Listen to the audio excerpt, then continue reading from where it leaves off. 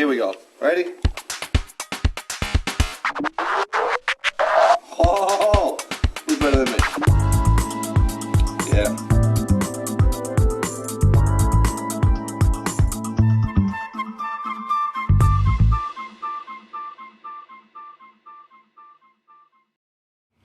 Well, what do you think, guys? I fit it with the shoulder plane, and this is perfect. See that? Nice seam. It's a little too tight, but by the time I sand it and clean it all up, it's going to be perfect. Now the next step is to start to put this hardware on. It's kind of a drag. This piece of hardware it's an inch. It was only supposed to be 3/4, so I'm going to have to cut this.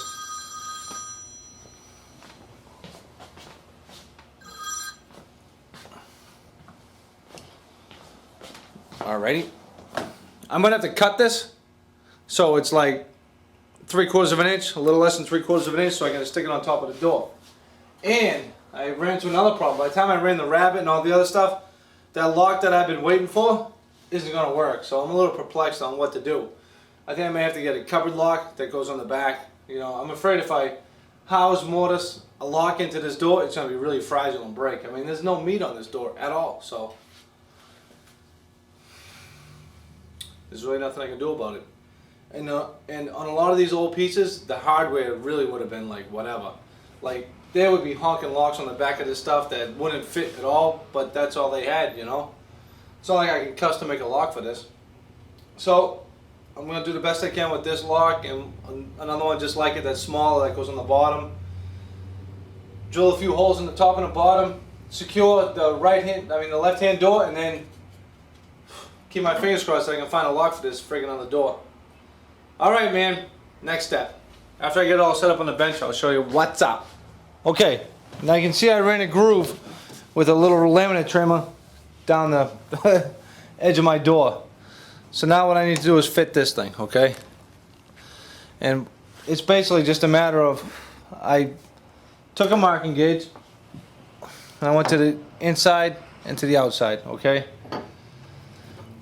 So, I don't know if you can see the line or not, but there's a little line here with the marking gauge. So, I'm just going to take my time, go along, and pair this until it gets to the line, okay? And then after I do this, I'll just start fitting this lock. And that's that. I mean, it's a press fit and then it gets screwed to the front. You can see how I told you that this is too long. So I need to cut this, and then I'm just probably going to drill a hole.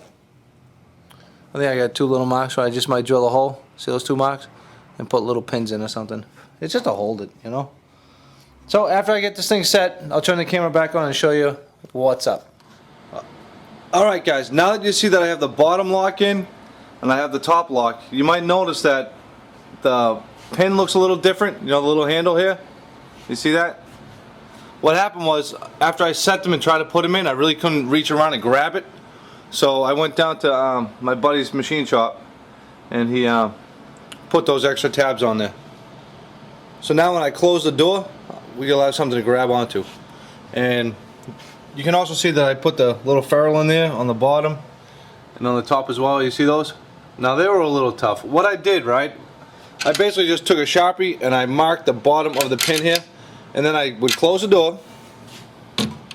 Okay? I closed the door. Hang on.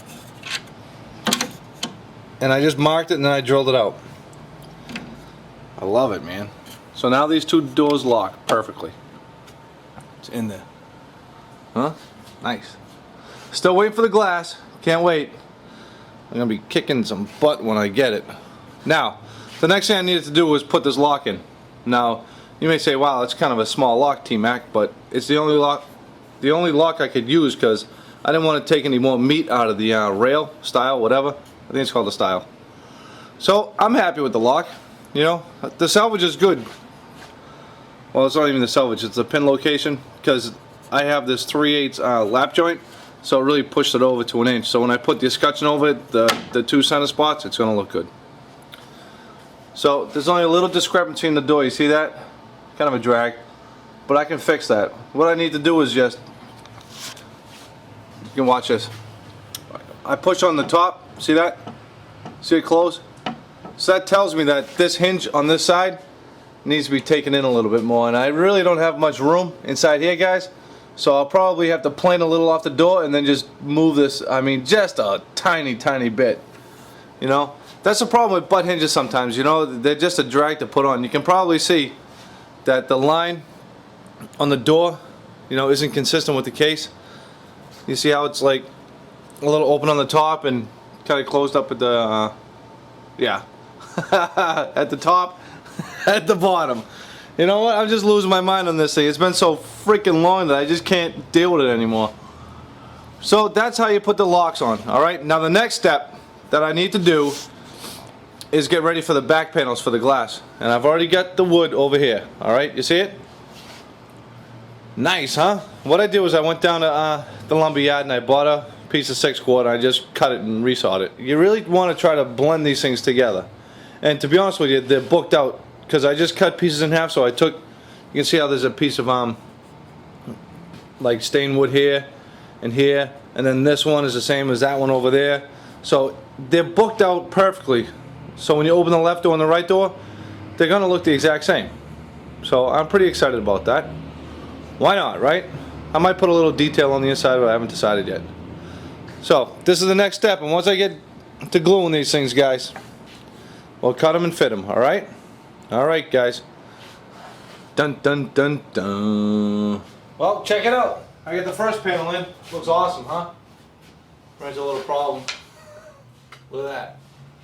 You know what? You know how I was just telling you that these things are matched and they're gonna look cool when you open up the door and all that stuff? What happened, man? I don't know what the heck happened. It must have been under a ton of tension, because when I ran it over the joiner, it just splintered, and then when I figured I still might be able to get away with it, so I cut it a little bit, and then I went to the table saw and I started to cut this thing, and this stuff just flew off. So I'm not feeling very good about these panels staying flat over a long period of time if they're under this much tension. But I'm hoping that there was just a crack on the end grain that I wasn't aware of when I started to mill this stuff. It just got worse. So whatever, that's the way it goes, man. Thank goodness I got another little piece of this wood, so I'm going to cut it in half and mill it down and do this one, and then that's almost done, man. I just had to put a couple of quarter columns on here and carve a pattern in these pilaster tops. I just didn't know what to do.